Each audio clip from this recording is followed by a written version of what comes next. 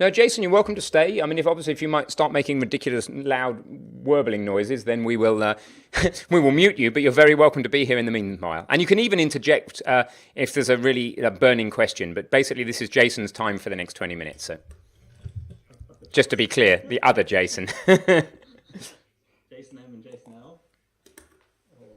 It will likely be short for me. Like I said, I spent a lot more time in the Unity interface than I did on coding. I will share my screen with this incomplete script. I remember how to do it. So those who are just joining the stream, this is Meet the Mentors. This is for Tier 3 subscribers only. Hey, Tier 3 subscribers, could you slam a GDTV 3, GDTV Tier 3, because you're the only ones who can do that. Oh, I can do that too. Ha. But those guys get this special gold, and it's a bit lame, actually. Well, you can suggest ways of improving it, but at least it's there, and it has gold on it. So Terravice is Jason Marshall. And Jason, you made us the squirrel, by the way, which is awesome. Thank you. That was after I spent 20 minutes trying to make a squirrel thing as a distraction. So we're here to review Jason's code. Jason, your code's going to need to be bigger. I'll let Sam take the lead on reviewing your code for the moment and only interject when he inevitably makes a fool of himself. Because he's not a professional at all. No. Okay, so tell me, Ben move. So, Ben Torso. You're going to need it bigger, Jason, the font. You're going to need to hold down control and roll the mouse wheel or whatever you do. there we go. You're going to need it smaller, Jason. Kidding. About something like that. Yeah, or one smaller is probably fine. Yeah, that's good. Sorry to be fussy. On the stream looks good. Awesome. I still Right, have to so do it, so I'm putting it in the top here. Sorry about that. no problem. Cool, yeah. And so what is this class about? Okay, so here's the surprise. I love it. Oh no, he's been making the handstand game. Oh, that's haven't wonderful.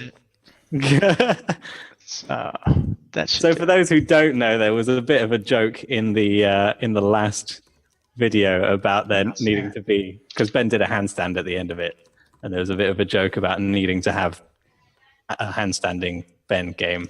it's a bit wonky. I haven't put in the movement yet, but I have a kinematic rigid body here, and then everything else is set up with hinges. But the best part is There's like some ragdoll going on there. yeah, I got it all set up to ragdoll, and I've got constrained angles and whatnot.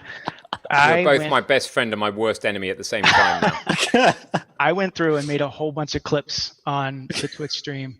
And while I was doing that, I recorded to my system sound a whole bunch That of is audio squirming. I'm having such a good time. clips. Oh, I'm having a just great play time too. voices. I love it. I'm having as good a time as when Rick put me in a wizard hat in Number Wizard UI in the Unity 2D course. Oh, Does- this is gonna be will this epic. play through? Jason, you're a star, by the way. He's getting our culture. He has probably watched 1,000 hours of me streaming in the last day, though. So because that's how many hours there are No, in a I day. don't think we're getting the sound. How can we get the sound to come through, Ben? So what you need to do, Jason, is stop sharing your screen. And then when you share again, just before you hit the second button, you'll be in a checkbox that says share your desktop audio. Excellent. So stop and then try and share again. Look for the button that says share computer sounds or some such. Yep, Twitch Dog, it totally is the best possible test of a humanoid rigging and ragdoll capabilities. I think that's... No, I've lost everything. So somewhere in your Zoom interface, you'll have a share button towards the bottom, somewhere under Sam's face, but the most prominent part of his face is his hair. I Because, thought it was my eyebrows. well, that is hair. It's the hair as well, right? That is hair. That is a type of hair. I'm not jealous of your hair. My hair's fine. There we go. Oh. Okay, so I at least got the opening sound right. Wish me luck. This feels bad. Is it loud enough? Yes, Yeah. I can hear it. And you gotta. This is marvelous. This is why he's been watching so many hours of your streaming, not because he actually finds it entertaining. He's just trying to find the optimal way of taking the Michael, This which is he has the way- done because Michael is no longer here. I think they're quite entertained. What is it? It's so quiet. I think they're quite entertained. And Jason, you're spending your hard-earned money on your tier 3 subscription, so just so that you can come on and And when you lose, I like this. This was my favorite, though, Ben. Wipe out fusion. oh, from the trampoline. Oh my god. Oh, Okay. Jason, I you had too killed me, much man. fun with it. I'm gonna have to tweet that you are rigging this. This is hilarious. This is the best. There's wonderful clips in the Twitch stream. Everyone, go check them out. Oh man, that is awesome, Jason. Absolutely awesome. Oh, I feel like okay. So now we've got to like rib your code in return. Oh man, that's going to be really cool. Yeah, definitely. We want to share that somewhere. I think that should be on the homepage of our website. Personally, Make it happen. Just for 2 seconds, Jason, click back to the actual video of the game so that I can put this out on social media. just for long enough for it to come through. Thank you very much. And I would usually, if I knew you better, I'd say something else very much, but I'm not going to do that live on the stream. Okay, carry on, guys. Oh, I also got you clip saying numbnuts from our friend. Feels bad. oh, that's cool. So has the level got anything past that area? No, this is it so far. I've got if we take a look here, I was actually using polygon colliders, which I thought I'd try that out. But it's set up to be when you tilt past a certain angle, the loose condition, it will change this collider into a trigger. And so Ben will fall right through, and then there'll be an explosion graphic. And that, The limbs go flying off. And I mean, it could make an explosion and add physics to it and make them fly off the screen, I suppose. But that would be... It's a good job this Ben guy's not here to see any of this, because he could be a really sensitive fellow that could get upset by this stuff. I think you've probably determined that's not the case. But... Oh, this is wonderful. You even said so yourself. It would be a wonderful idea. I just didn't put in the stairway to heaven yet. I love that's the end, right? That's got to be the final bit. You can go one font size smaller. Sorry to be the font size police on this stream. It's all about context versus visibility. Oh, marvelous. So Sam, take it away. Tell him what's great about his code. What's absolutely amazing about your code is the content of it.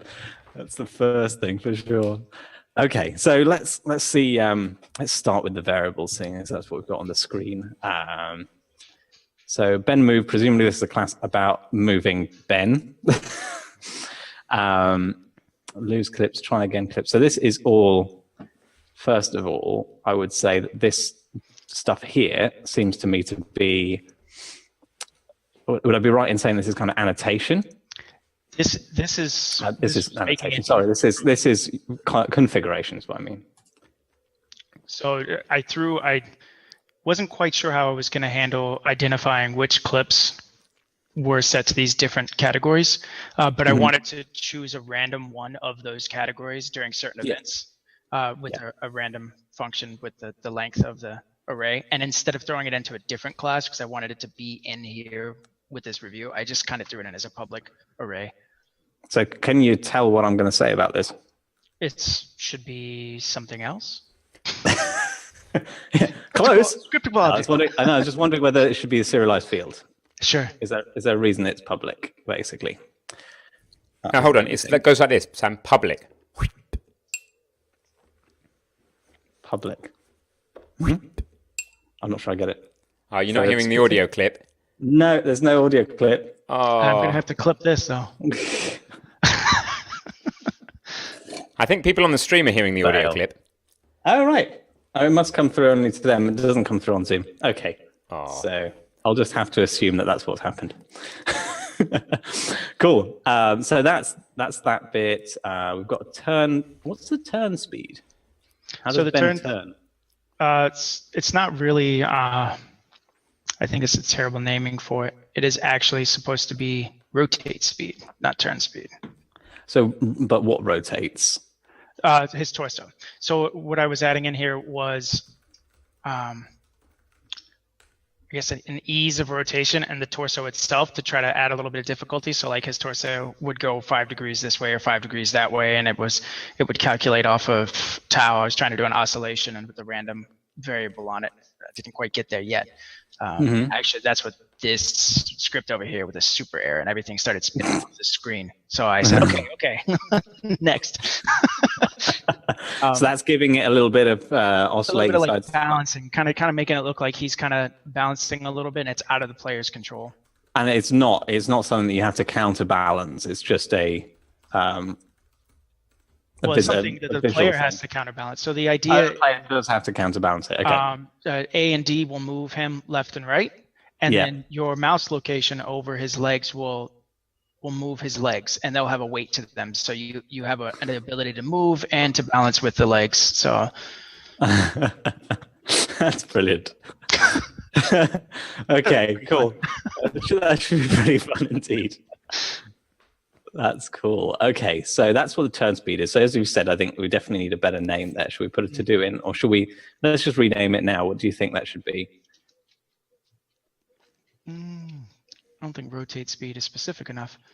Yeah, it's what kind of rotation is it? It's kind of a random fluctuation speed, isn't it? Or something random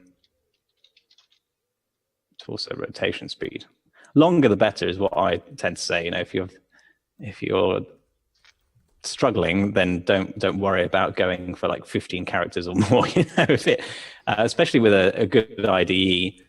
In Visual Studio, for example, you can type autocomplete with just parts of the word. So you can do ran, tor, rot speed, and that will autocomplete into that.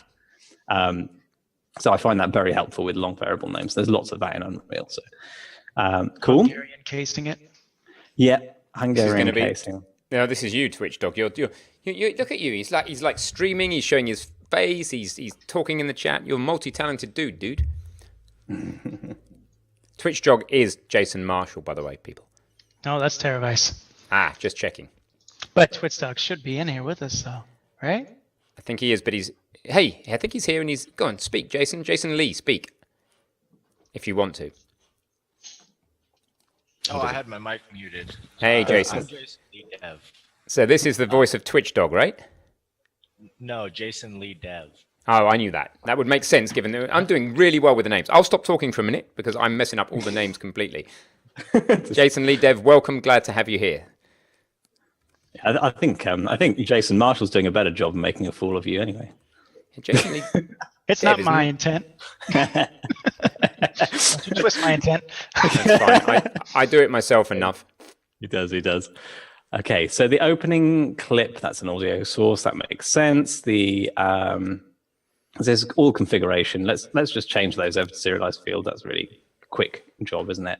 Yeah, and Mole Ninja Max is saying when he does that, he gets some warnings in Unity these days, saying that something about unassigned private fields. But I'm surprised. Let's try it. Yeah, let's give it a shot. I mean, there's at least one down here that would be an unassigned private field. It wouldn't surprise me if Visual Studio doesn't like the fact that these fields here, where the drag and drop fields, they're unassigned. I think maybe that it doesn't like, because it doesn't know that they're going to get assigned in the editor. It might be Visual Studio, yeah. In which case you can just ignore it, because we know what we're doing. Honest. Yeah. Or you assign it a default value. Anyhow. Yeah, so what I'm saying is just, we've got these serialized fields here. Let's make these ones, just copy and paste that. Well, let me ask you. Yes. I'll go ahead and do that real quick while you answer this question. What I did, and I imagine there's a much better way to do this. Come on. I threw all of my audio clips as audio sources on bin. And I felt that was a really trashy way to do it, but I wasn't sure of another way to do it. Oh, each one, yeah. What we tend to do instead of multiple sources is what you started to do, which is an array of audio clips, and then you switch out the clip at runtime. Gotcha. Okay, so it would be one audio source, and then we would assign the it'd be one audio source, probably without an audio clip attached to it, and then you switch out the audio clip at runtime. So you get component audio source dot clip equals, and then do that. Perfect. Yeah, that'll be easier. Yeah, because you're doing an array of audio sources, but that could be audio clips. Right. But you're all ready for Godot, Jason, because this is how you seem to do it in Godot, multiple sources. So you're ahead of the game in that respect. That seems difficult. So are you getting warnings now, Jason, about us using serialized field here, where you've just switched these guys out? If you now just run the game in Unity, does it complain that these are uninitialized fields? Ding, ding. We're having lots of dings. I know, it's dinging at me. I don't know why. All right, let's check.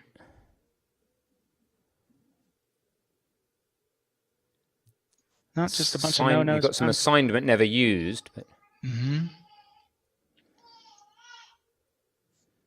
Oh, that's the super error script, so ignore those. Has your baby come early, Sam? No. That's my daughter. Oh, okay.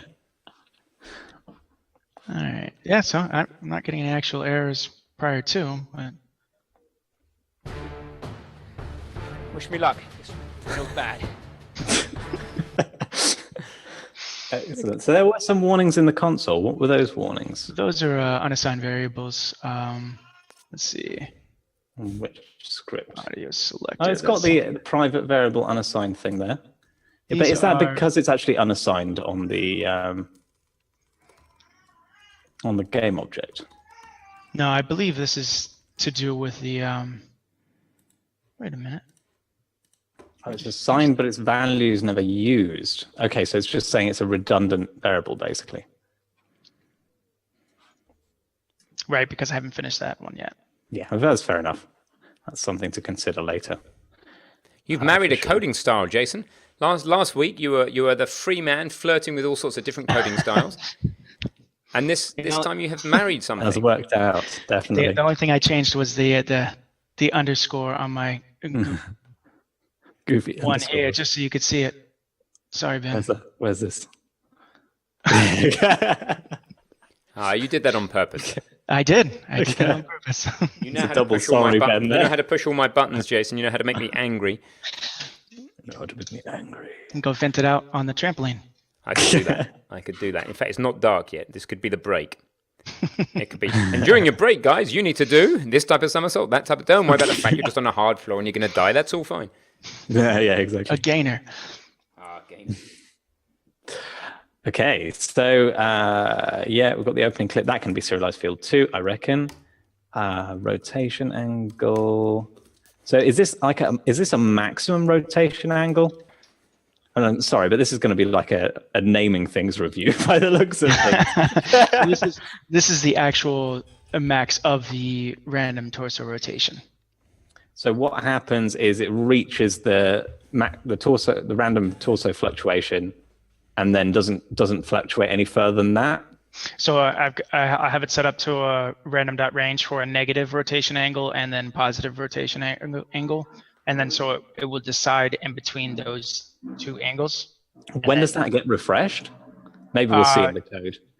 So I didn't get to it, but I was starting to play with an enumerator wait for seconds. But then I was also if that's equal to that. So you're kind of setting an angle to lerp towards, and then resetting the angle, perhaps. Okay, got it. That makes sense. I could rename it to. I could suggest maybe a few. I'm trying to think of any statistical simulation things I know of that could help. Yeah, I'm not sure what kind of statistical distribution that would be. It's an interesting one. Yeah. My go-to tends to be thinking about Poisson process and exponential inter-arrival time, but that's a bit. Let's not go there. So I was thinking random between the range of -5 and 5, and then you choose that random number, and then you go through and you run one tau equation, and you figure out between 0 and 1, and then you multiply that by the maximum rotation angle that was selected, and then you lerp to whatever that angle result is, and then you return back to 0, and then you lerp to whatever the angle rotation is. So it kind of simulates Ben's torso going like just a little bit, and then and then lerping. So it's restoring itself. Yes. Okay. Yeah, I guess you'll have to see how that works out in terms of the physics, and whether that makes it challenging enough or too challenging. etc. But anyway, that's not code. Well, I can show you how it works out so far. So the period is how frequently that happens, I assume. Yes. I would call this the max random rotation angle, just to be super clear. Or something of the sort. Yeah. Cool. Audio. What's an audio delay for? So I didn't want to put, so I called a play delay on my audio source, and I didn't want to put 1.0f in there. I know it's not a magic number, but I didn't want to put that in there, so I did play delay, audio delay. But why does it have to be delayed? It's for the opening. I didn't want him to say, wish me luck, right as the game started. Is it only for the opening? It's for that, or if there's any other time where I want to throw in a delay. Do you want to see how to do it with a coroutine? Do you know how to do it with a coroutine? Sure. Start coroutine. Wait for return void. I'm sorry. All that business, right? Yes.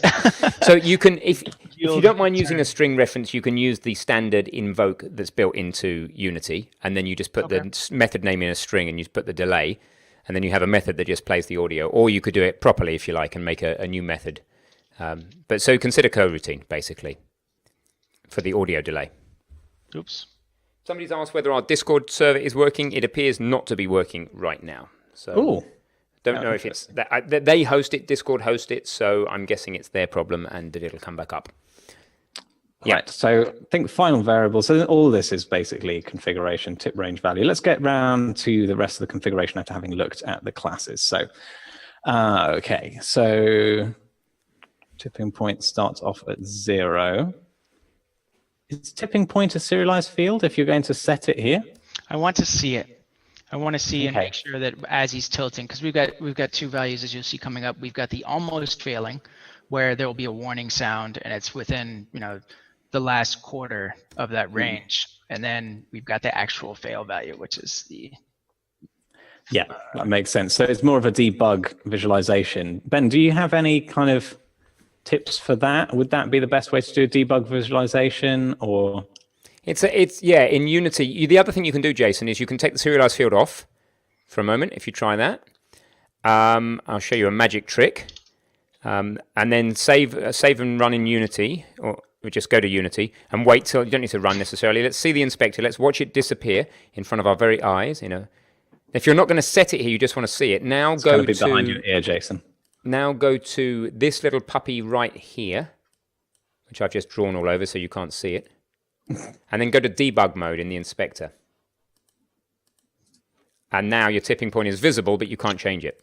Excellent. How's that? That works. That is what they call a cunning trick, I think is what I have to say here. We have a shortcut for this, or no? I guess I can make one in preferences later. That's cool. Just switch between normal and so that was, guys, you kick the smallest collection of pixels in the entire interface, to be clear, which is up there at the top right, that little, what I would call a hamburger, or it looks more like a cheeseburger, and then you go to debug. It is a bit redundant with the drop-down arrow next to the hamburger. Like that's what it's supposed to be. Yeah. So debug mode will allow you to see the value of private instance variables on your classes without needing to serialize them for the purposes of just seeing them. Clip that stuff. Oh, if we were allowed to swear on this channel, I would have something that rhymes there. I'd be able to say, hey, clip that. And then I'm not allowed to swear, so I'm going to have to say, clip that stuff. Until we decide on our swearing policy. If it makes it above the line. Oh, that was a word we were allowed to use for occasional emphasis.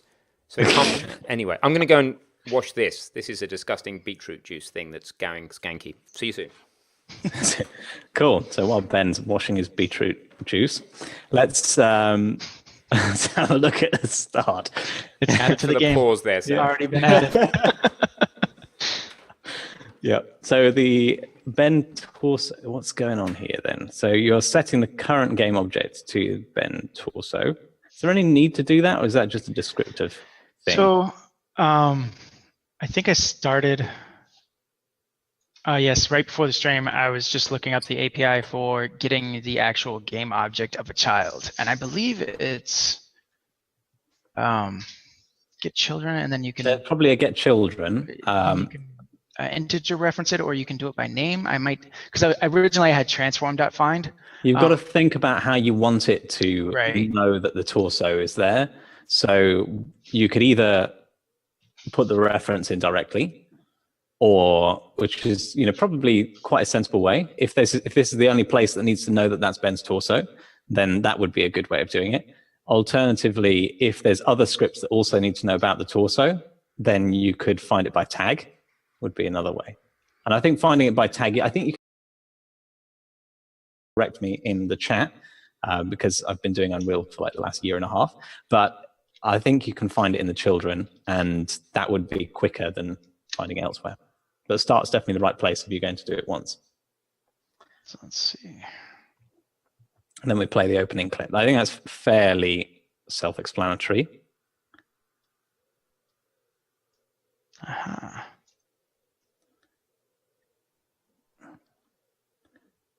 And probably the tipping point could just go here, to be honest, the initialization.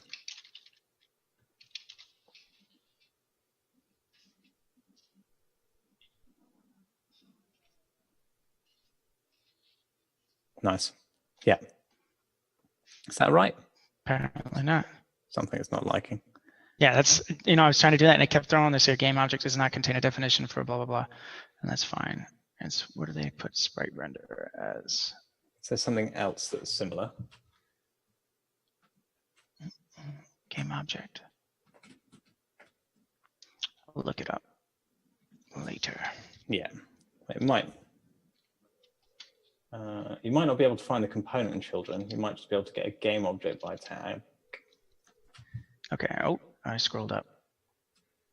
There's, what was this, tipping point 0 if you want it up here? Yeah, I'm just saying because basically now it's not a serialized field. You can't accidentally overwrite it, so you could just initialize it in the class. 5 minutes, guys, by the way. We're moving over to Jason Lee Dev, who is called in the chat, Jason Lee Dev. Right, let's try and get a better So overview. 5 minutes for Jason. 5 minute warning. This is your 5 minute warning, ladies and gentlemen. Yeah. So I like that update's got these kind of high level methods. That's really good. Check tilt angle. What's it checking it to do? It's just checking it for the tipping point. Whether it's ready to tip. Gotcha. Yeah.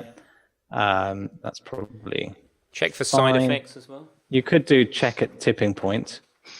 Sure. Yeah. So this will have side effects. I'm assuming it will because it has no return value. I think that's okay. But it is going to be doing something as well, presumably. Be changing the state. Yeah. So what's it doing? It's going to check tipping point. Yeah, I guess that's pretty clear because if you're check the tipping point, then what's going to happen if you're at the tipping point, you're going to tip. I think that's fairly strong. I mean, if you really wanted to make it so that it didn't have side effects, you could do a check tipping point that returns a Boolean, then do if tipping, start, call another method, start tipping. But I think that's not a check tipping value or check tipping point is probably sensible. Walk direction input, I would call, it needs a verb. All method names generally need a verb in them. Yeah. Even if it's just do. No, don't use do. No, don't do do. Don't do do. Don't do do. Oh, that sounds like the beginning of a song. Don't use manager either. No, what I mean is what's it doing with the walk or walking direction input? Because there's still not really a verb. It's still kind of. I mean, well, walking is, but it's not the right verb. It's a gerund of input. So. More ambiguity, please.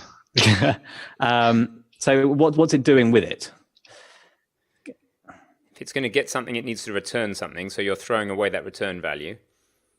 Is it just handle walking input? I think handle is just as much as manage. Handle is just as bad as manage. It could just be walk. Could be walk update. I think that's okay. I wouldn't mind handle. because it's quite clear that you're taking the input and it's not manage. And the idea of bringing the if statement up to the tipping value, so that at the top level in the update you elucidate what the actual game flow is not a bad idea to consider. So that check tipping value becomes something like is tipping, and then you say if is tipping, do this, otherwise do the other, and that's very clear at the very top level. Now you don't necessarily need to do that now, but that's what Sam was alluding to, and it's quite a good idea to just bring the main game flow to the top, let that float to the top, so you can see what the consequences of checking the tipping value are right up here at the top of the class. And if it gets too heavy at any point, you can always take parts of the control flow that are less consequential and move them down. So I find control flow is not necessarily something you always want to hide. So check tipping value, walk works, I guess. Leg balance update. So, Jason, we're going to have to end here to give the other Jason a go. So the point is it frustrating and ridiculous to sit and spend ages renaming things? I personally think it's not, because of the wisdom that was put earlier in the chat that the two hardest problems in programming are naming things and cache invalidation. Oh, and off by one errors. Naming things is super important. Let's spend the time on it, because in thinking about the naming, you're also thinking about what that method does, what effect it's having on the state of the class, whether you should be restructuring your code. So it is actually worth it. So I would say, in essence. Jason, sorry to cut you short, but we're at half an hour, and I really want to respect everybody's time. Thank you for designing. Thank you so much for sharing that with us. That's purely awesome. designed to rib me. Yeah, that's great. I don't mind. I'm going to have to put on makeup to cover the fact that I'm sweating and really upset. And not really. It's awesome. And we'll move over to Jason Lee Dev. And Jason Marshall, up to you how you watch this. You can stop your video if you don't mind, and optionally stay in the audio. That's fine. And Jason Lee Dev, welcome. And I know you're not going to share your face, but it'd be great if you do share your screen. I actually, if you guys want to give him more time, I said I was going to be here, so I'm here. But there was some stuff personally that came up that I didn't think was going to come up, and it kept me from having more than. So I mean, I have a little, but let's see your little, and then we will debate VAR as a strategy, and then it'll be about 11 p.m. and there won't be any time for anything else. No, if there's any time for anything else, then we'll go back to the other Jason. Would be awesome. Is that Jason, okay? And other Jason Marshall, if there's anything that you want us to really have a look at in the code, if it's something that you feel particularly uncertain about, then we can cover that first as well if we cycle back. Okay, so Jason, yes, please share your screen. I think it's that. So if you tell us roughly what you're working on, and Unity Pro is why it's black, by the way, guys, or it's at least above the base edition. Or you've got a yeah, theme. sorry, I didn't even think that might confuse people. Doesn't matter. I just wanted to frame that. So I have I'm trying to make something out of what I've already kind of been working on in the core Text 101 Unity 2D course. Mm-hmm. I live in Thailand. I've been here for about 3-4 years now, and I still don't speak the language. It's kind of embarrassing. And to make it interesting, what I was doing in the course there, I thought of a way where I could maybe try to make a flashcard app type game where I can actually learn how to read the language here, and it could actually change my life. So Very cool. That's a little bit more motivation behind figuring it out and getting it done. I had what I was doing with Text 101. I had some stuff filled out, but looking it over the other day, I didn't think it was really age appropriate to be going with the live stream. So this is basically what I could come up with in a day. You can share that with us privately at some other time. Cool. But I don't have any code to go with it yet, other than just the basic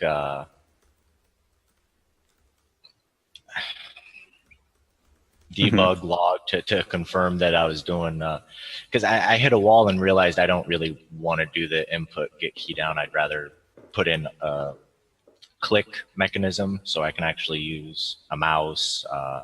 I'd like it to be on WebGL on a website. I'd like to do an Android app for it as well, and use it on my computer. So One immediate suggestion for you then in the code, which you can basically do straight away, under using Unity Engine, import the namespace Unity using Unity Engine.cross-platform input. You may need to import it, so see if it's available. I'm going to suggest you use the cross-platform input manager from the word go. Then it's going to make your life a lot easier on mobile, a lot easier on web, and everywhere else. So you can do it immediately online, or you can just make yourself a to-do, which is to use the cross-platform input manager, which we show you how to do in a couple of the courses. I'm not exactly sure where, but I could find out for you.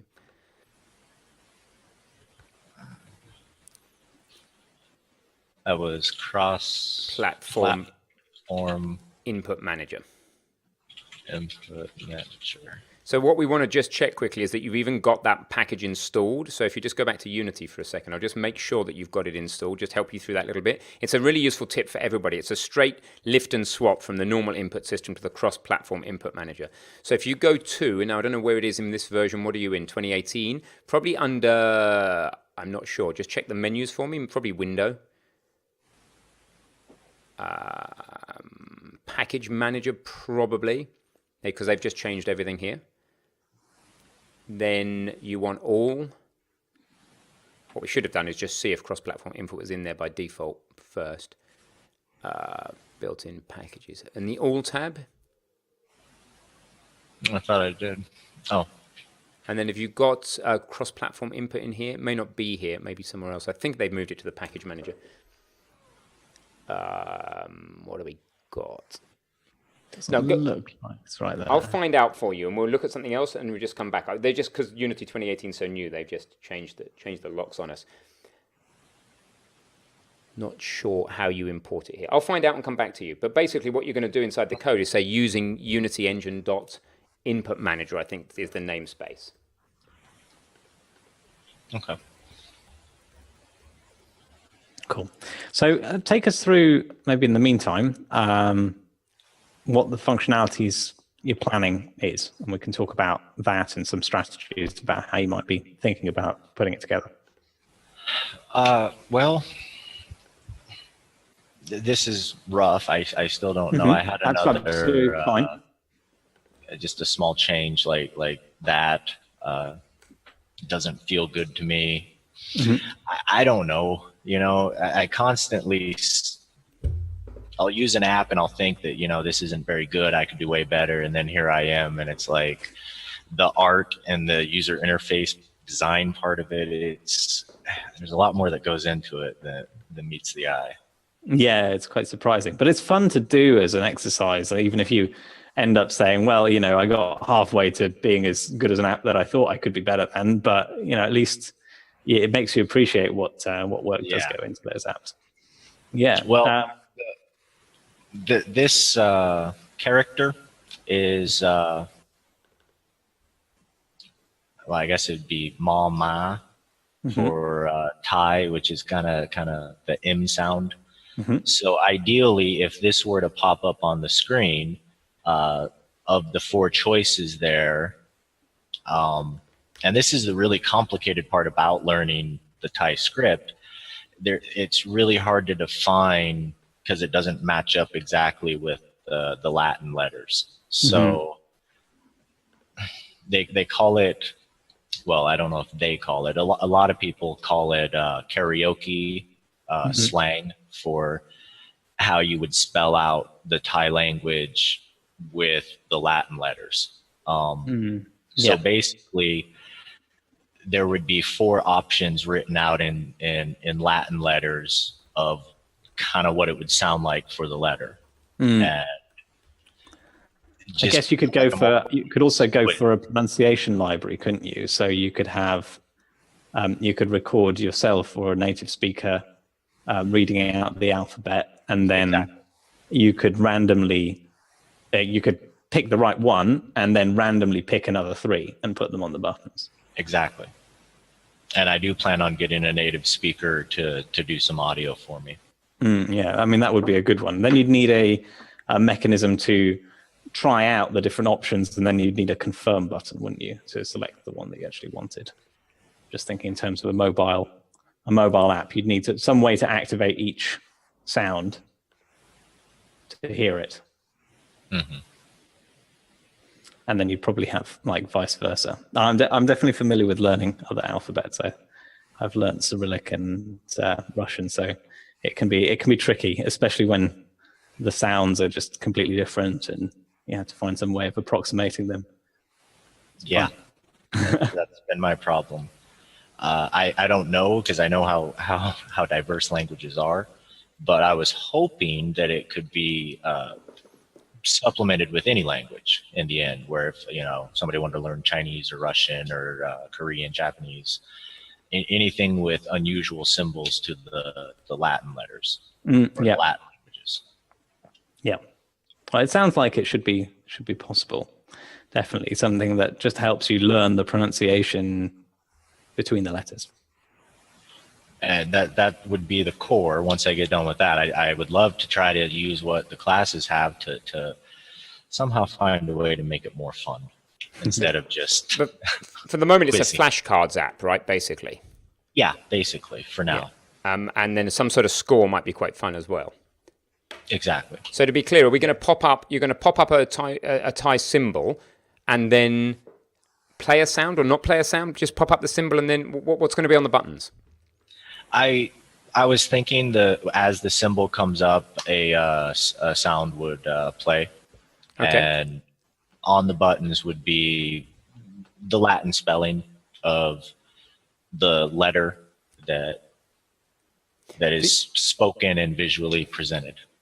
So just one quick top-level challenge. I'm not the language expert here, but you might want to consider a flow that doesn't go via Latin. So when I started learning Spanish in Spain, I used Rosetta Stone, and the amazing thing about that app is it just taught, as soon as you started doing Rosetta Stone, there was no English anywhere. You just didn't even try and translate anything. If you wanted to know what a naranja for orange was, you just saw an orange. There was never any, you didn't go through English. And once I started getting into that, it was really nice to not try and go through English. So, I mean, Sam's learnt many more languages than I have, but just as a consideration with an app like this, just challenge the assumption that you should be going through English and Latin. For example, you could play the sound and then put the Thai symbols up on the buttons and say, what Thai symbol is that sound? Or what is this word? That would be more directly teaching you to read Thai. That's a really good idea. So you hear the sound, you push the button. So I would consider getting the Latin. Don't assume that all I'm saying, and I know nothing about this, but all I'm saying is don't assume that Latin has to be anywhere in your app. It may not. Yeah, I think that's potentially quite helpful. Because you're learning a stepping stone. If you're putting the Latin in, it's definitely a stepping stone, because at some point you'll want to be able to read Thai without going through Latin. You'll just hear the sounds. Super. I found it super handy with Spanish. There's a few things that I just don't know what the English is for. They're just fruits or vegetables or something in Spain. I'm like, I don't know what the English for that is, because I never went through the English. And so if you're trying to learn to read, then it could be symbol to sound. And if you're trying to learn to speak, then or to write, it could be sound to symbol. So you could hear the sound, push the symbol on the button, or you could see the symbol and have a bunch of buttons you press, each of which makes a different sound, and then somehow you either have to press the button again or confirm which button is the one that matches the symbol. So it could work both ways around. Yeah. Just as a thought. Anyway, I'll shut up for a minute. No, that's cool. I think that's Great idea.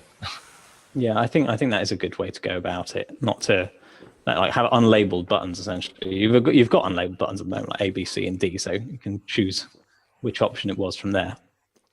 And if you showed the waveform on the buttons, if you're going the other way, which is symbol to sound, then like symbol there in your A, B, C, D could be waveform. So you click the button, it plays the sound with a little waveform, and then you can visually remember which sound just by the shape of the waveform, so that you don't have to keep pushing the buttons. It's like you push one, push one, push one, push one. Oh, it was that waveform there, just as a way of symbolizing the sound and visualizing the sound without going through Latin.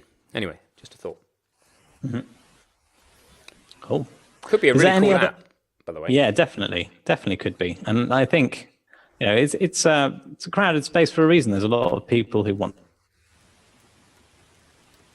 to learn languages, and I would definitely suggest try and focus in on one language initially, because if you can make the killer app for learning Thai, and you can do all of the specialization that's very particular to that, then you'll be you'll have a much better app really than if you try and make it work for all non-Latin alphabets.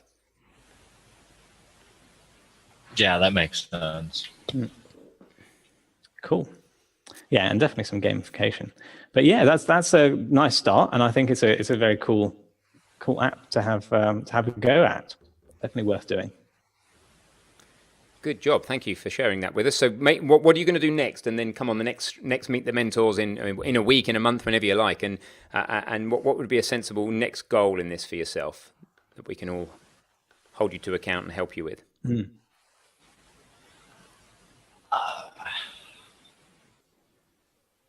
I have no idea. That really. What's the first thing you would like it to do for you? What's your biggest frustration with learning the language? Is it seeing symbols and not knowing how to pronounce them? Because presumably you want to learn to read before you need to learn to write, right? Excuse the right bit. You see what I mean? It's where I live is not near any English speakers at all, so it's the ability to be able to. I've been illiterate for the last few years. Being able to read street signs, store names, menus, a lot of the newspapers. It's the stepping stone to being able to speak the tongue, the accent's very particular, and to get it right, you have to know how to read it. So then you can read on a. So you can read on a symbol by symbol basis, but if it's anything like English, you'll fall down when you get to like, th. What does what does that say? And what does So as my kids are learning to read, you learn the letters, and then you also need to learn the letter pairings. I don't know what that's like in Thai, but you'll have to cater to that. In English, you need to know both what all the letters sound like, and then what these weird combinations sound like as well, which you can't just do letter by letter. So whatever that is in Thai, you'll need to know what the building blocks are. Letter by letter and weird combinations. So don't be afraid to put multiple letters in as well. If that's a symbol you need to recognize, or the combination of symbols you need to recognize, then don't be afraid to make a slightly bigger grouping. It sounds like an app that allows you to do that. Sounds really good.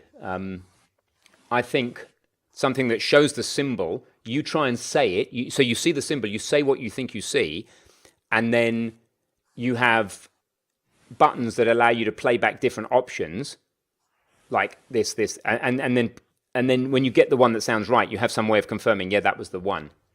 So you're allowed to you have to kind of press the button once to preview, and then again, or not again, but some other deeper press, or a swipe or something that says, yeah, this is the one. Some submit button underneath maybe. So you kind of press one, whichever one you press stays highlighted, and then underneath there's like a button here that goes, yeah, that's the one, Cool. Or something like that. And just that makes sense. Get something going so that you can sit on your mobile, deploy it to mobile, and you can start doing this and with headphones on. Yeah. I think am I right in thinking that you're fairly early on in the Unity course? Is that right, Jason? Yes and no. I have a little. I have a lot of computer experience, a little code experience. I really went back, and I'm taking with Rick. I was about halfway through it. And then the new 3D course came out, so I started taking that. And then I said, no, I should finish. So I went back to try to take the 2D, but the production level was, no offense, that one was kind of hard to get through. So then when it was announced that it was being remade, I kind of went away from it for a while and let you guys do that. And then I jumped back in now that there's some of the newer material to take. So very cool. I've taken the early section a few times now. The other for this app you might want to consider is the Godot course when it's out in a few weeks' time. I know that's jumping engines. I was a Kickstarter for that. I already. Oh, awesome! That was the Kickstarter. Thank you for doing that. Section. So just give it exactly. Give that the time of day as an option, because you want to go with whatever's flowing easiest from the start. And the other thing is, you've got a system here of two things interacting. Don't let your game development experience hold back your project, your language project, but at the same time, don't let your language project hold back your game development experience. If you're going to do it all yourself, which sounds like it's what you want to do by the sounds of it, right? You want to make this thing as you go as part of your learning to motivate you. Understand there's a system. If you let your game development fall behind, you will stop the progress of your app. And if you let your app hold back your game development, then they need to kind of go together. So you're going to have to manage that balance, and they need to creep up together. The app is only going to be as good as you can make it if it's you making it, and you're only going to be able to make it as good as it can be if you get better. So just manage that balance. Okay. Does that make sense? Yes. Cool. Wunderbar. That's really cool. So I'm really excited by that, to track the progress. Please come back on a future Meet the Mentor stream and show us how you're doing. I mean, I think the first thing to try out is just having a system where you can press the different buttons and get a range of different sounds. That would be a first place to start with. Absolutely. And a way you can just do honesty. It doesn't have to track you. You can just have what you've got plus a next screen. Just a next button. So you just have symbol. I'd suggest if you touch the symbol, it plays touch the symbol, nothing happens, or maybe it goes to the next screen. That's a bit counterintuitive. Touch that, it plays a sound. Touch that, it plays a sound, and so on. And some way of going to the next screen. Maybe swipe, maybe just a button. That would be awesome in its own right. Yep, I think so. Awesome. Okay, shall we do this debate? Yes, let's have a debate. Thank you very much, Jason, and thank you very much, Jason. And yes, thank you, Jasons. And thank you to all the other Jasons on the stream. So Jason Lee, are you okay? You had enough input? You good? Oh, yeah. No, that was plenty. Thank you very much. You're welcome. Thank you very much for being one of our tier 3 scrubs, which is like a sub, but said completely wrong. Okay, Cool. Let's debate VAR, Sam. This is what they've all been waiting for. Okay. Which side are you on? Let's play the like VAR side for a minute. You're going to like VAR and I'm going to hate VAR. Yeah, just for a bit, and then we'll switch. Just to prove that there's no such thing as right and wrong, there's just actions and consequences. So let's eke out said actions and consequences. I'm going to open the Unity RPG because that's the thing I'm going to need next for my next stream, which happens at, you know what, I'd probably better know when. Oh, it happens in an hour and 10 minutes. So we've got lots of time. Let's not spend a whole hour and 10 minutes debating. Let's not spend an hour and 10 minutes discussing VAR. Let's just spend an hour and 5 so I can go to the loo in between. Yep. Okay, so I'm going to start then. I reckon it's very counterintuitive when you use VAR because you can't tell really at first glance what the type of that variable is going to be.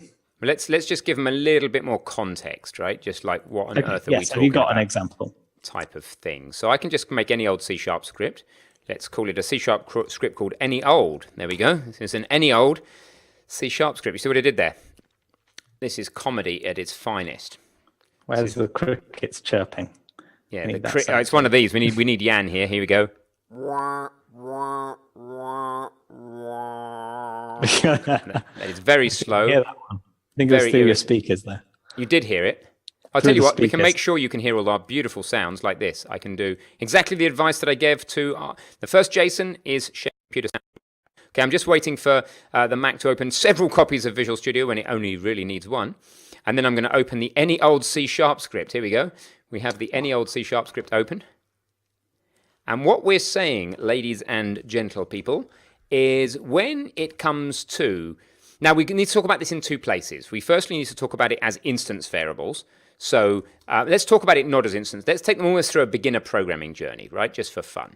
So let's go we're in here in any old script, and we're going to go int to declare that we have an integer. My age equals 42. Boom, like that, right? And then I'm going to print my age, just to have to do something with it to prove it works. What have I done? Nothing. Cool. So that's one way of creating a variable called my age and printing out my age. Fine. What is wrong with going var my age equals 42, Sam? Well, you don't know what type it's going to be for a start. So if I had typed float, for example, that statement would also work. So there's a kind of ambiguity, isn't there? Is that going to work? Because the R value is not a float. It might. Well, I'm just watching, watching for you to be wrong. But yeah, I think. Is it doing an implicit cast here? Yes, I think it is. Implicit cast. Hang on. Perfect. Okay, so here's a part of the argument then. Implicit casting. Here's a things for us to talk about. Okay, keep going, Sam. Sorry. So there's there is the ability to implicit cast in C#. So by putting type annotations around the place, you're going to be sure that what you've got in the box, essentially, you're not going to be caught out by anything. I still don't believe that's going to work. I'm so obstinate. I'm going to go and stick that on a game object and make sure that. I'm sure we've had this discussion before. I think we have had this discussion, but that's why it's such an interesting debate. Yeah. And we all know what we call a debate that involves many people, but we're not going to say so. Okay. So I'm just going to play and just make sure. I'm not giving up on this. Mass discussion? What's that? A mass discussion? That's it. That's what it is. So let's have a look over here. 42. Damn. Okay. So that is actually what I'd expect. So should we tell them what an implicit cast is, Sam, while we're here? Yeah. So what's going on here is that 42 is actually an int, because the way that C# rules are that formatting of number is an integer. If you had put a dot something, it's going to be, is it a float or a double? Well, it's a double by default, but yeah, they call it a float. Default. And if you put an F after that, then it's definitely a float. There's some other stuff as well. I think you can put an M after it and it makes it a decimal or some rubbish like that, some crazy stuff. Anyway, so that's going to be a float. And the way you can check this actually is by using var. So if you put the F after that, then var will be a float. If you put just a dot, it will be a double, etc. Actually, I don't even need to do this. This won't work because it's a primitive, but I can just hover over here and you can see what it's doing. At this case, it's interpreting it as a system 32, a system int 32, so an int 32, 32-bit whole number. If I go F, what is it going to do? It's going to tell me it's a single. If I do nothing, what is it? What do we think it's going to be if I do nothing? We just looked at it. Just do that. It's an int 32. But it could equally be a double, right? Yeah. So you don't know. So, okay, against using var, implicit casting. I agree. Yeah. And it can be confusing if you've got a lot of levels of it. So you've got a var from some return statement. It's not immediately readable if you're doing, say, get components. That's not a very good example. If you no. What is a good, what is something that you might, a getter that would then return a value?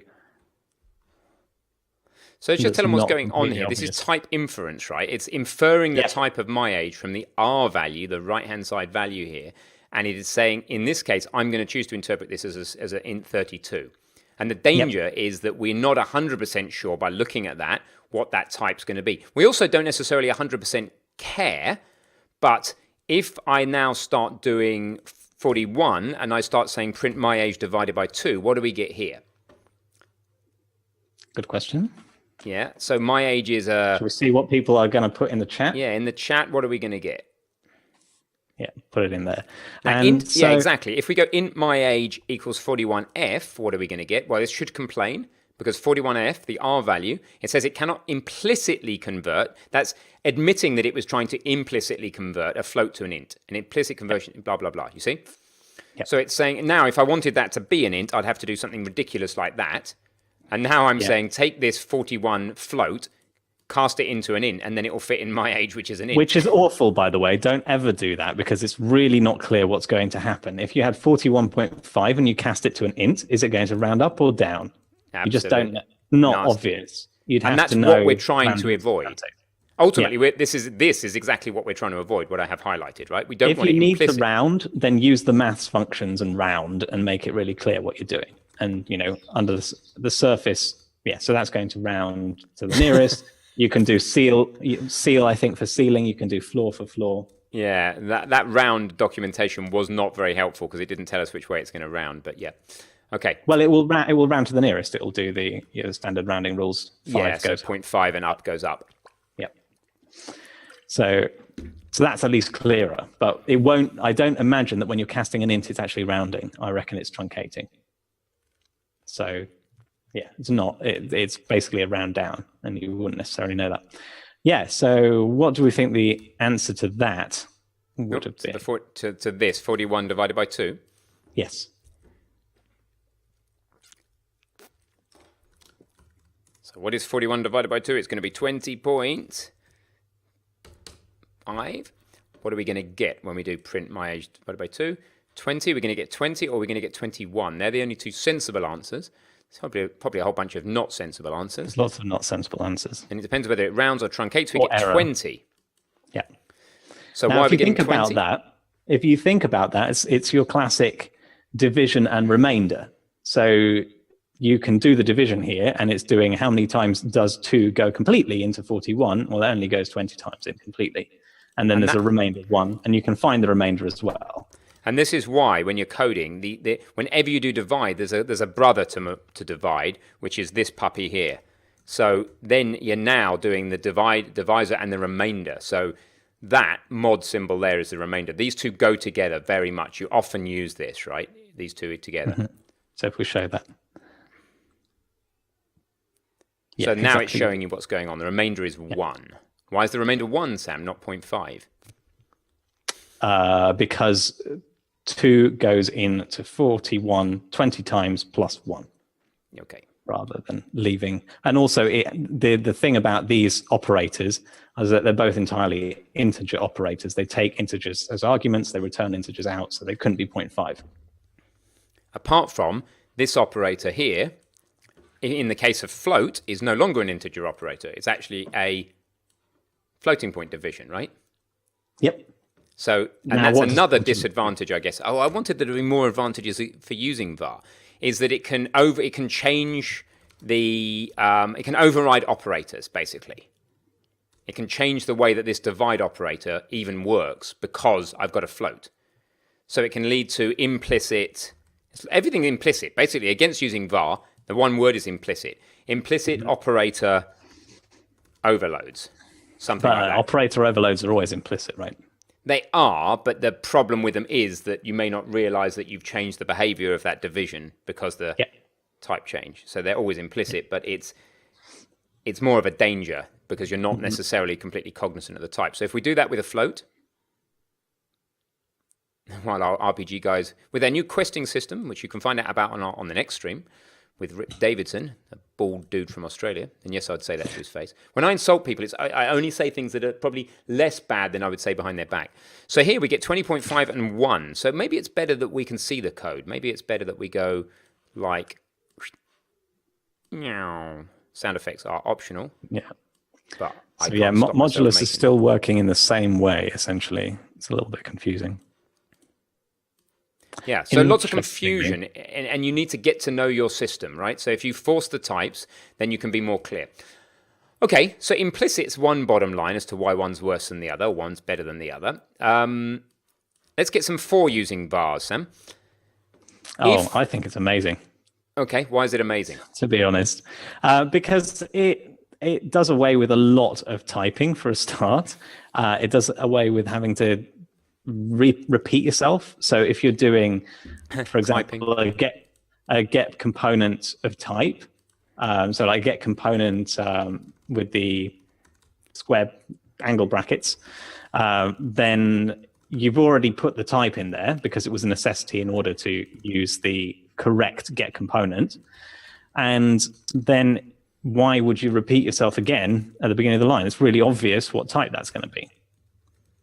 So var what I done got, whatever came back from that get component, that is good English for those people who English is not the first language. What I done got is perfect English. That is the perfect, yeah. You know you're getting a game object back because it's generic It's also method. really good. It's really good camel case as well. Note how consistent it is. Yes, it's consistent camel case, but that would look rubbish, you see. This is Dom. where you can't use camel case. Why don't I just No, say... it is where you use camel case. That's var something. So, and then if later we go something dot, and then we do something with it that is kind of generic, get name or get type, like that, something like that. Okay, if I do that, and I decide over here to change the type from game object to, I don't know, transform, the good thing is this code down here doesn't change, provided that this get type method is still available on the transform. So sometimes you get a nice windfall where you change this, and that's the only place you change it. I actually had something in the RPG stream yesterday that was really a little bit surprising, though, and it was exactly this. If I go get a transform dot something dot child, hang on, what did I get? because this was a downside. So what's your plus for using var here, Sam? So I was going to say the big plus is that actually you've still got the whole typing system behind you. You've not switched into dynamic typing or anything like that. Something still has a type. It's just that the compiler has done the hard work of typing it out for you because it already has the information. This is redundant information, right? If the compiler can work it out for you, it means that you are not giving it any more information. You're giving it a check. You're giving it a test. So not writing it out is great for saving your fingers, saving your keyboard, and for saving on typing errors. And then the other thing is that you've still got all your type safety. So if the object returned by getComponent doesn't support the operations you're using on it later down the line, it will still fail at compile time. It won't fail at runtime. So that's, quite beneficial. Now, let's deepen this. Let's go deeper.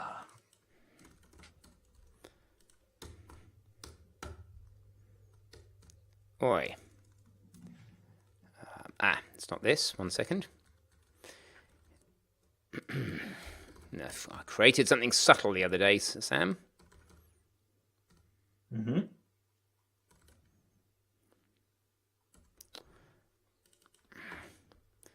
Just trying to remember what it was. It's a subtlety of using var in the for each loop. See if I can remember it. Anybody from the RPG streams remember what I'm trying to... Yes, here we go.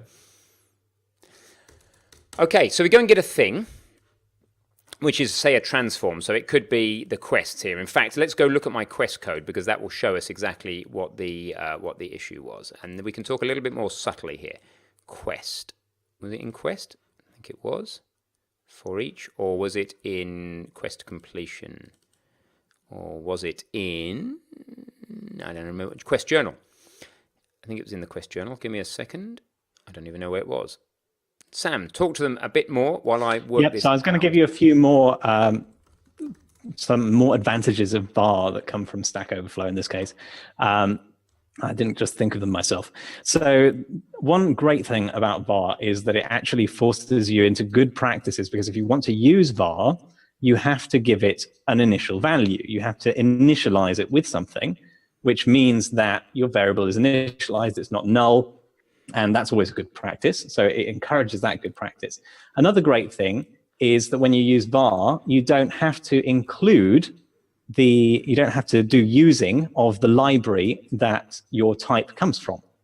If you have already got the access to the method, for example, that's returning something, you don't have to then include the using statement for whatever the type is as well, which is handy. That way it can just be included and dealt with by the compiler. Couple more good things there. Okay, so there's a difference. Were you talking about the good habit of initialization? You don't, if I go, what you're saying is if I go var some variable and I just try and end the statement there with a semicolon, it's going to give me a warning and an error, actually. Implicitly typed variables must be initialized. It's saying that right now I want to know, I need some handle on what this is. So it's a string now. Or it's a whatever. So it's saying it's just forcing you into the habit of initializing. You can't change that, right? This is this is statically typed, so it's a string now. It's a string forever. Yeah, it's a strictly but statically typed language, right? Yeah. Now there's slight differences in, and we'll go back to my other issue, my subtlety about var, because it's a bit more advanced. There's some subtleties about using var. So this is just as variables inside methods, local variables. We've also got the idea of using var up here. So var, as an instance variable, once we decide we want to share that data between different methods, something equals... Is that possible? I didn't even know that was possible. Well, that's the with the auto keyword in C++, for example. Yeah. So why is it not possible here in C#? So what I'm trying to say, firstly about var, is it's only an argument about local variables. We don't do it with member or instance variables. With instance variables, we always have to specify the type. But and you can't do it in the declaration of a method or anything like that, right? So you can't do start var. No, I mean specific. No, something. No, it says it may only appear within local variable declaration or in script code. So why is it not letting us do type inference at the instance variable level? We don't necessarily know the answer, but just firstly note that it doesn't. So it's a moot point here. We can't do it, right? So should we use var? Well, the question is only as local variables. But why not? Maybe that's a good question for the more advanced among you. I think that's probably stumped both of us. I don't fundamentally know why.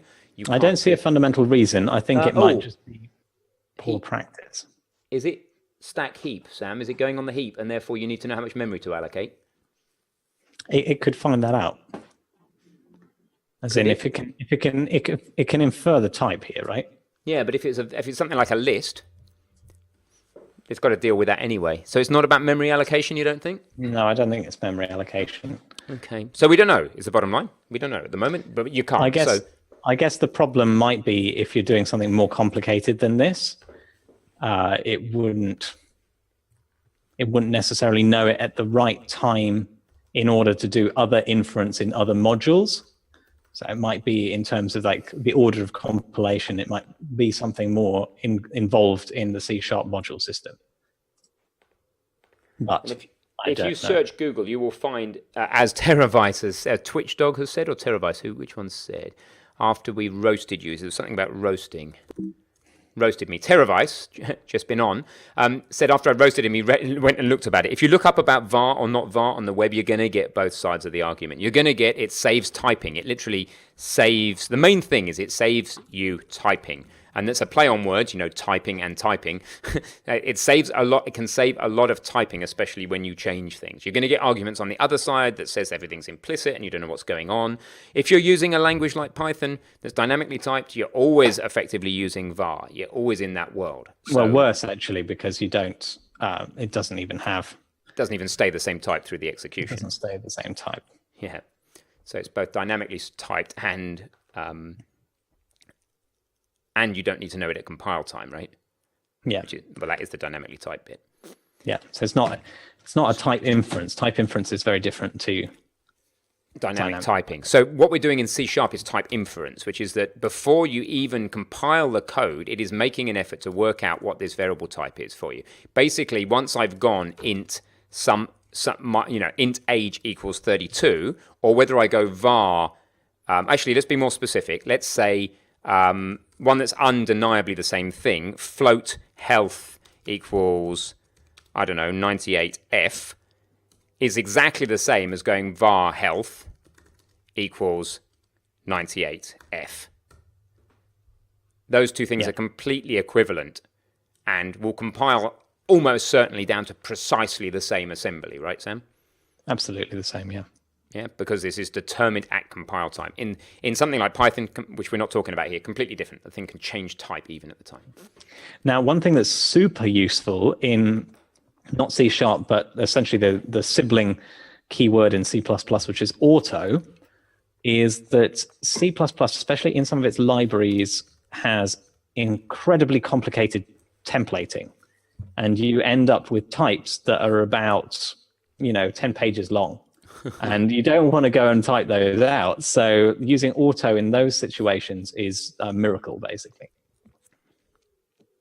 Because these are types that are being constructed and manipulated to do some kind of compile time checking of different things that you're calling the functions in the right way, and can give you very cryptic errors if you aren't.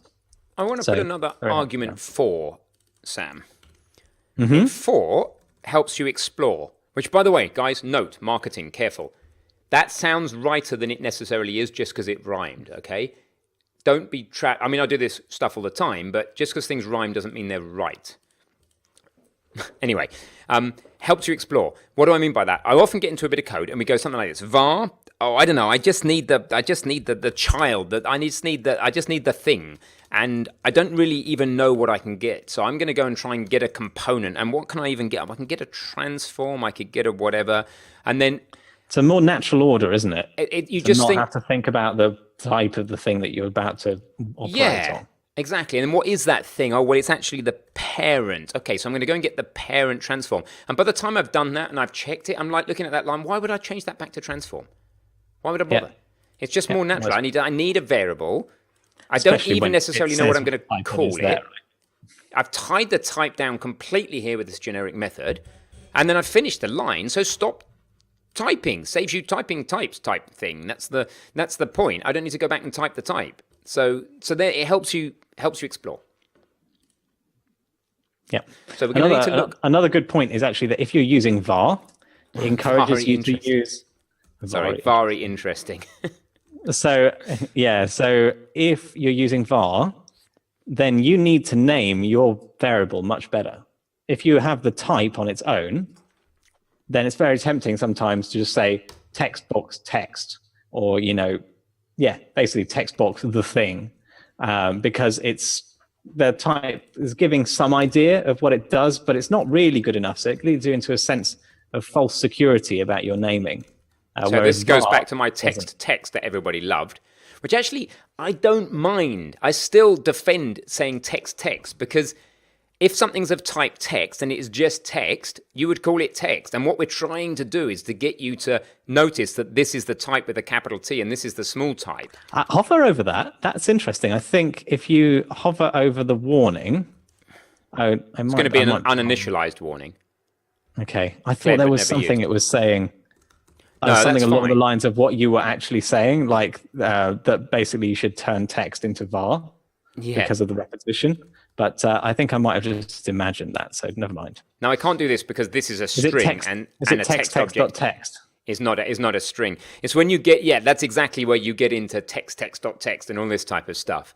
But I think what you're saying about the naming, Sam, is that if this string, let's use a string for a moment, and it's enemy name, you don't want to call it an enemy name string because it is a string. You know that there, right? Yeah. Barry. You don't want to put the type of something in here. It's slightly tempting. It's almost more tempting when you're using var to say enemy name string equals Barry, because you now kind of feel like you want to put the type in there, but don't do that because the whole benefit of var, what's the problem here? Enemy, it's never used. Okay, well, so what? Use it. The whole point of this is that you're free to rename this from a string to something else if you wanted to. So if enemy name is Barry there, it could later, and that's just an unused, you could later decide you don't want to store it as a string, but you want to come here and have a text object or whatever, which you can't put the word Barry in, but you could change the type, and you would only change it by changing this R value, and provided it's compatible everywhere else, it would flow through, right? Yeah. And I'd say, you don't need to put the string there because it's still redundant because you're using an IDE. If you want to know what type it is, you hover over it. Hover over it. Not even the var. You can hover over the enemy name down in print if you're later on in the code. Yeah.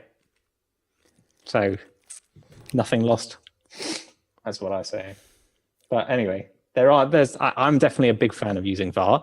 But one big reason that we don't use var is because it's confusing for newcomers. So the repetition of putting in the type name helps people remember and think about what the types are going to be. But once you get to a stage where that's kind of second nature, it's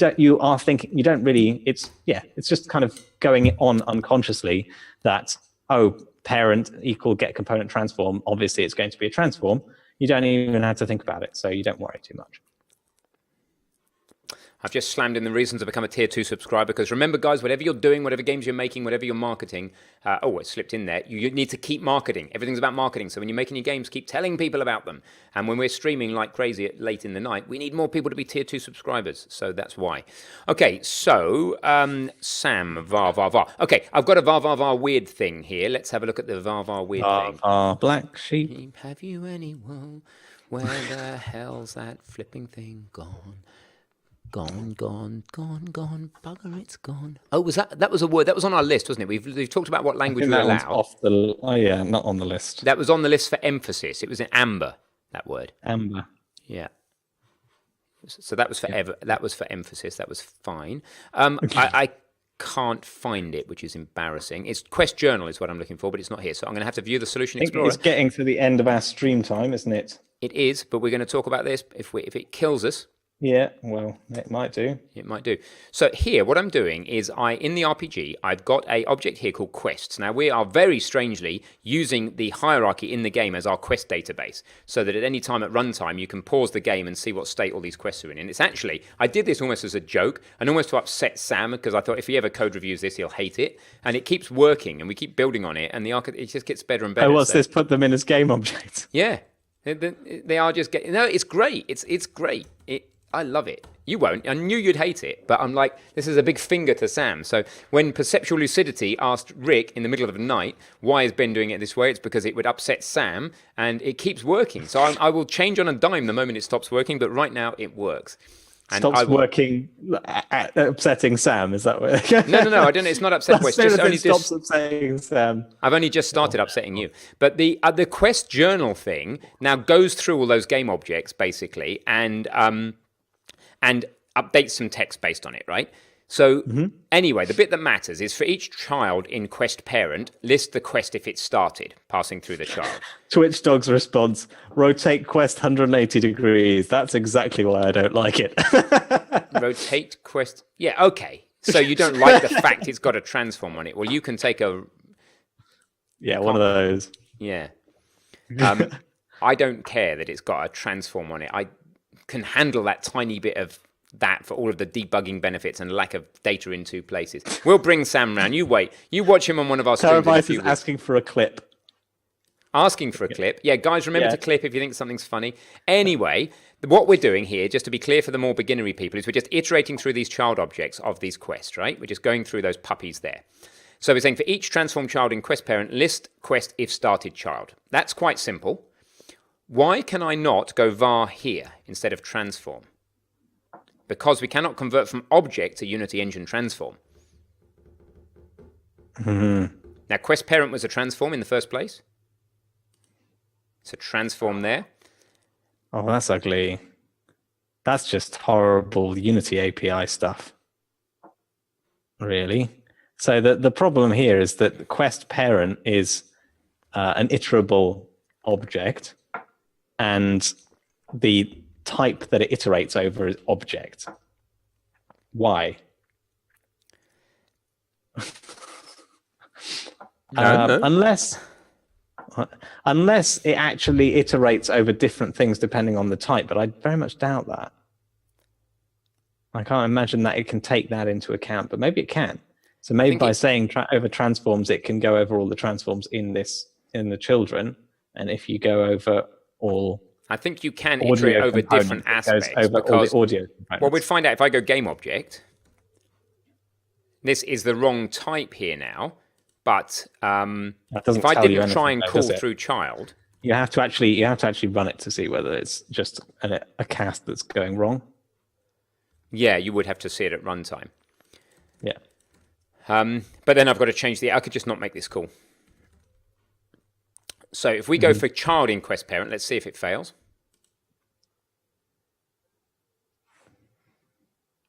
I wouldn't expect that to fail. No, me neither. Now if I go for game object. This is getting run every time, isn't it? Yep. I'm a professional, Sam. Because we're not logging anything or anything like that. You could print out the object as well. Invalid cast exception. Cannot cast from source to destination type, blah, blah, blah. Right. So this is horrible. I mean, this is just Unity's API, though. Okay. This is not a reason not to use var. This is a reason that Unity's API should be better.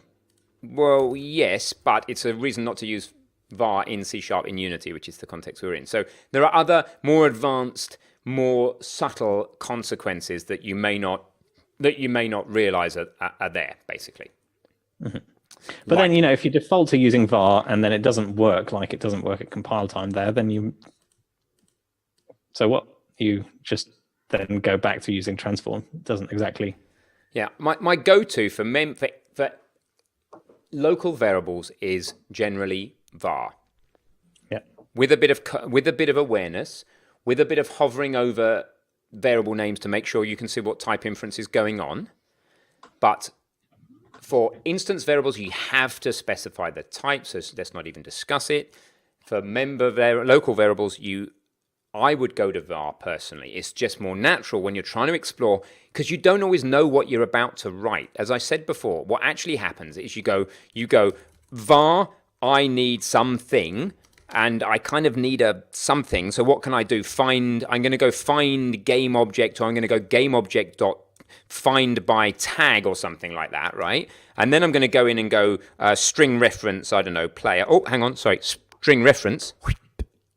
Better, player. And then by the time I've finished that line, which I'm not sharing on the screen. Oh, I am sharing on the screen. I'm just not sharing with you, Sam. Sorry. By the time I finish that line, I'm done. And I didn't know that the thing that came back was going to be a game object, but now I'm happy with the game object. And if I'm not happy with the game object, I'm going to consider casting it if it's in the safe direction, or I'm going to consider doing things a different way. But if you're going to have to cast it to be something else, then you'll have to write more code to do that anyway. So exactly. That you wouldn't just do it with a kind of implicit cast. As much as possible, you want to avoid an implicit cast anyway.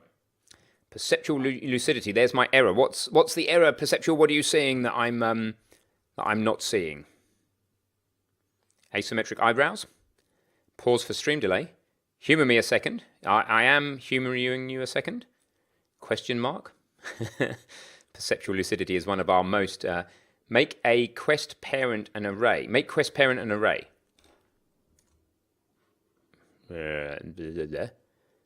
Was he on about? What are you on about, mate? Make quest parent an array. I think he's saying because you're iterating over a transform, but you can actually iterate over a transform. It's part of the transform API. Yes, but quest parent, an array of what, perceptual? An array of transforms, is that what you're saying? Yeah. Line 15, 16. So what Perceptual is bringing to the stream is that I could make an array of transforms quest parent. I don't think that will work in the same way as it was working. I don't think it will. Let's have a look. I'm just going to go back. Sam, am I sharing my screen with you? I'm not. Do you want me to? No, but it's all right. I can see it on the stream. Okay. So quest parent array here, size 0. And then I need to reconnect it. Don't like that. I don't like the fact that if I now, because you would never make sense to have more than one quest parent in the way that we're going to do things. My dragging isn't working in here, but let me see if I can. It would have to be a list of quests, and then you'd have to drag in all the quest objects. But what you've done is that you've made the childing of the transform be your way of iterating all the quests. Yeah, what I don't want to have to do, Perceptual, is to every time I'm all about one thing in one place, right? So if I lock down this this quest list thing for a minute, and what I don't want to have to do is grab these game objects and continually update this list, which is I think what we'd have to do in the case that you're talking about. Every time I add a quest, I only want to do one thing. At the moment, to add a quest, it's stupid easy. This is, I mean, when it really worked is on the Follow Me quest. I was really impressed, you know, how well that worked, and the escort quest worked as well. If I want to make a new quest, I literally just I create an empty child. I give it a name. So the first thing that I like is that the name of this quest only exists here. So Snarl at Sam would be the name of the quest. Why is it a quest? Okay, it's got a transform. Yeah, get over it, you finickety buggers. If we let go of that, and then we just give it a quest type, it makes it a quest. That's quite semantic, right? That's quite sensible. It's now a quest because of that. It's got a state, which now you can pause the game at any time and see what the name of that, what the state of that quest is. Snarl at Sam is the quest. So that quest is actually already completed. If I now want a given character to be the giver of the Snarl at Sam quest, then I link it like this by dragging. And that's the quest setup done. And then you have a behavior script on whatever triggers, whatever one or more triggers you have. So it actually works quite well. The name's in one place, the state's in one place, in the scene, in memory, which is where it probably should be anyway. It's easily serializable out when you save the scene. You can easily pause the game at any stage and see the state of all your quests. So the only conceptually nasty thing about it is that quests have transforms. I agree with that, but it's bringing a lot of UI. It's bringing a lot of benefit to the design. One other design that you could go for is you could have a quest system game object in the world, or something along those lines, something that has got a physical representation, and then you could dynamically spawn the components onto them when you activate a quest. So then only the active quests are in the world. It's one possibility. Yeah, it is. It is. Although, again, that anything that dynamically spawns things like we're doing with weapons in the RPG makes it slightly harder for the designer to reason about, because he's got to get to that point where it's spawned. And if you're 5 minutes into playtest, well, a lot of this is driven perceptual by the fact that we're 5 minutes into... Yes, exactly, perceptual. By using transform in the for each, it will iterate through children because it knows how the game object's hierarchy is constructed, yes. And by having the quests in the hierarchy like this, it allows us to start doing things like ordering the quests and making that mean something, and even creating sub-quests, so that to snarl at Sam, you have to first look at Sam, and then you have to, you have to raise lip, and then so on. So you could, well, maybe not like that, but whatever. So you could actually use the hierarchy to specify the childing and the order, and that's super ergonomic for the designer. Now, the other thing is, a lot of what I'm thinking here is what I was going to say, is that I'm thinking that Rick is 5 or 6 minutes into playtesting before he notices something that's weird and awry. And you want to be able to pause the game at that point and have the maximum ability to inspect the game state. Firstly, okay, you can use debug mode in the inspector, etc. But you want the maximum ability to inspect the game state without having to say, oh, Ben, can you write some code that prints out the quest state because I didn't see it that time 3 days ago when I was doing something and this weird thing that I can no longer reproduce happened. I want him to be able to see that. And the second thing is, I want him to be able to dynamically change the game immediately and then continue playing. How about if it was this way, or roll back a bit? And this just gives him gives him all these levers to pull. So, anyway. Looking at quest... quest parent... You're forgiven for not understanding how that transform thing works, because it's not very clear in the documentation.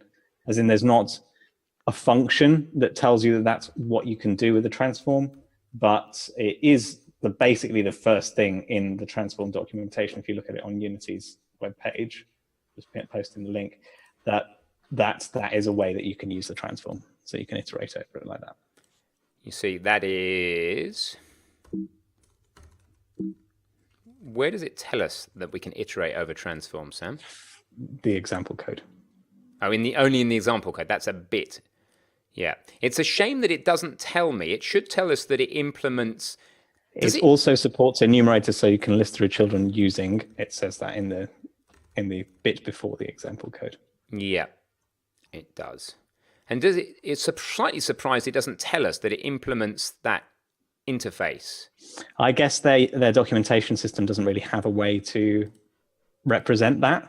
Yeah, it could at the top here, couldn't it? It says it could say inherits from component implements iterable or something. But that's not how it works, I don't think, in C#. Is it not? You think they're using reflection here or something? How do you think they're doing this? It's a C# enumerator, and I can't remember how they're dealt with. It doesn't really matter, but the point is you need to watch out with... But you could do this on your own classes. That's the point. Yep. I just can't remember how. It tells you here that it supports enumerators. Hey, Beer Will, thank you very much for subscribing. That is awesome. So you just got to kind of know your tool. We can't separate out Unity from C#, C# from Unity, basically, because C# in the context of Unity is a slightly different beast because of all the Unity APIs. Same with Unreal, really, Sam, right? Because you've got the Unreal header tool running over the top of your C++, you can't separate, you just can't consider it to be pure C#. It just isn't. You've got a header tool running, you've got a whole bunch of other stuff going on. Yeah. So we do need to look context sensitively. Yes. TwitchDog, when it's possible to preserve and recall state, would it help the designer with getting 5 minutes into the game simply? I'm not quite sure. You mean like saving the state of the game, essentially? I wonder. Yeah, I'm not quite sure what you're asking there, TwitchDog. I would like to have a general system potentially of saving the recent few seconds of state in the game so that Rick can kind of go, imagine he's having a dialogue with somebody and he goes, oh, I don't like that dialogue. It'd be great if he could pause the game or hit a debug button in the editor that goes back 10 seconds of gameplay and takes everything precisely back 10 seconds of gameplay, which is somewhat difficult to do unless everything's serializable, and then changes the dialogue and then plays the game and sees how that feels and then goes back and tries again.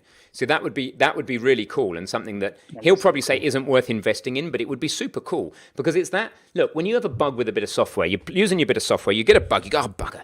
And what the support people really want you to do is to give them reproduction conditions. When you email in your bug report, they want you to say, how do you create the bug? They're really asking, how do we recreate that bug so we can go about knowing that we fixed it? And half the problem is you often don't know because, I don't know, I had this tab open, I was doing this and I was standing on my head and this thing happened and then the doorbell rang and then the software crashed. They're like, well, we can't recreate that.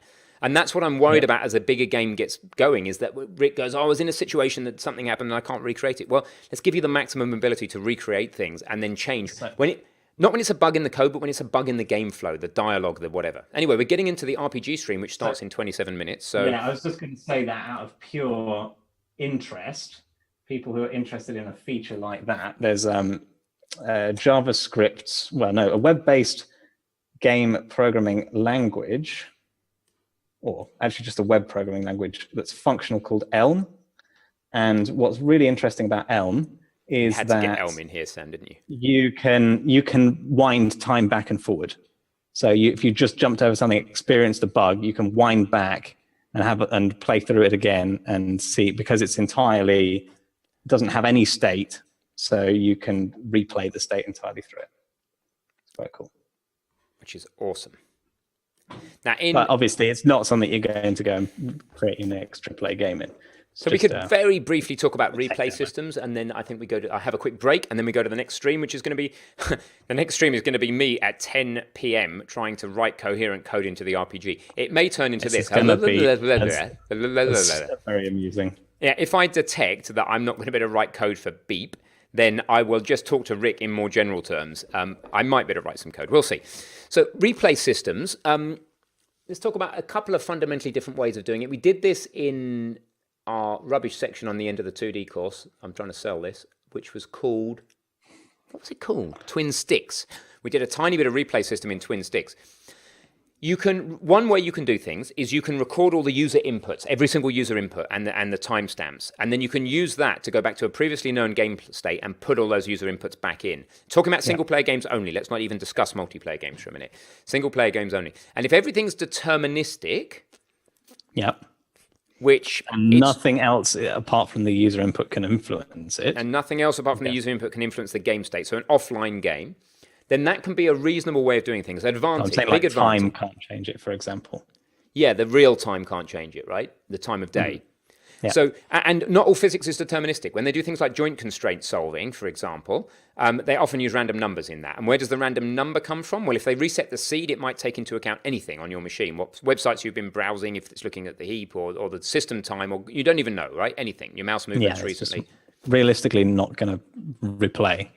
And it's not going to replay. But you can make sure it does, because you can hold down your random seed and then it's a pseudo-random number and you can make sure it does replay. So the thing you need to just be aware of, there's no right and wrong, is that if you're just going to record inputs and expect the same output, especially if it's like a physics game, fine, provided you know how deterministic your physics simulation is, including, by the way, system load that could change the physics time step when you're doing a calculation. The time step will have to be exactly the same number of steps.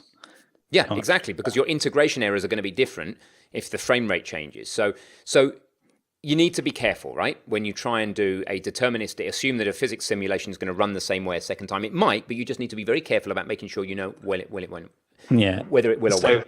In the end, you're very unlikely to get back to the same state again in most reasonably complex games, because, well, I don't think you can.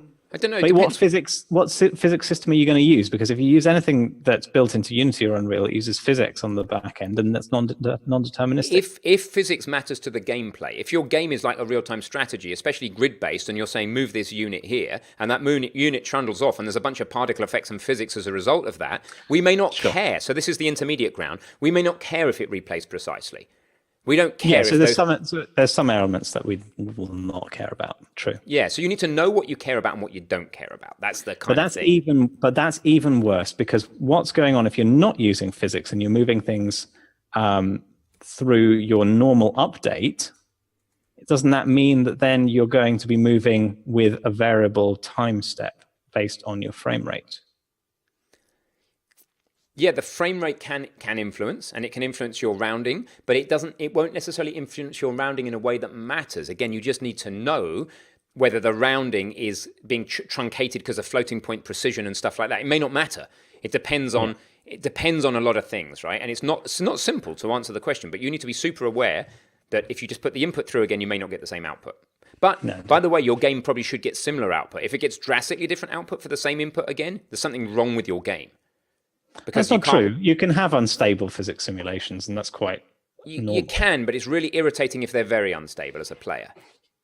Because you want to be able to develop your behavior towards an end goal, and you don't want the behavior to be unpredictably leading to that end goal. Otherwise, if there's too much slack in the system, then as you try and fine-tune your behavior towards the end goal, you can end up in a really frustrating situation when you don't know whether it's the simulation that's not right or your behavior that's not right. So I've done a bit of replay systems in the multiplayer course. So if you're interested in this sort of thing, then do take that, because in the last section we're essentially doing replay systems to get over lag, and all those ideas are all applicable here. And what I would say is that you'd be surprised how little difference can make a big difference in the end, because you as a player will adjust to the fact that you didn't move quite as much that time as you were turning.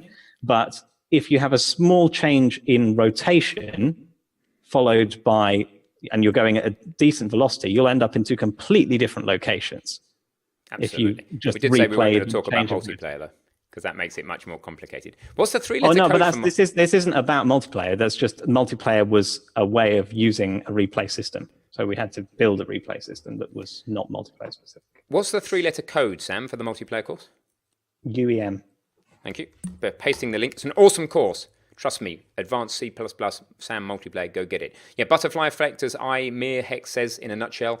Chaos. Chaos is even weirder, actually, and is a slightly different thing related to the initial sensitivity on initial conditions, and is super weird. There's also a life moral in here. If you can make a small change in your direction in life today, and you roll that forward 20 years, then look how far distant you could be. So make small changes in your habits today, you'll be a long way distant.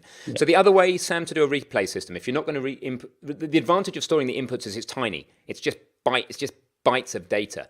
Very simple, tiny storage. What's another way of doing a replay? If we go right to the other end of the scale, the brute force way is the way the Xbox or PS4 do. You store the video. Yep. Yeah, you store the video. You stream the video to a hard drive. You won't be able to check your variables. You could take a snapshot of the entire state. Oh, sorry, I've kind of zoomed out to a general, how do we do replay systems for the player rather than how do we do it for making a game. Yep. But yeah, you won't be able to check your variables. No. Oh, unless you did a video and then, like a Twitch overlay, baked over the top of that video somehow, all the private variables you care about. Yeah, in a separate part of the video. But that's or a video with a chat transcript using the standard captioning format that instead of putting captions in, you stream in all the variable names every second or something and values. So anyway.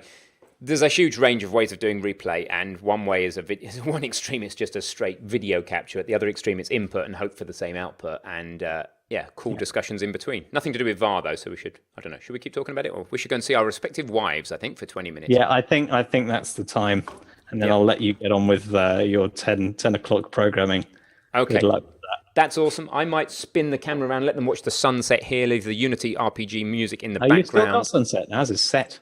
Oh my! It's latitude, baby. Yeah. Or is it longitude? What's more important to the sunset time? It's going to be, if you think about the way the sunline comes across the Earth, it's going to be your longitude is going to matter a lot more than your latitude, because the sunline is at quite an angle. It's the longitude. It's all about the longitude, baby. So they can watch the sunset. We'll leave them a bit of RPG music in the background. Sam, you're a star. Thank you for being here. Thank you for working with me, despite the fact you're an intelligent and educated man, and you have to work with It's worth it for Jason's buffoon like me. Yeah, it was worth it for that. Yeah, it's going to be amazing. I can't wait to play it. Awesome.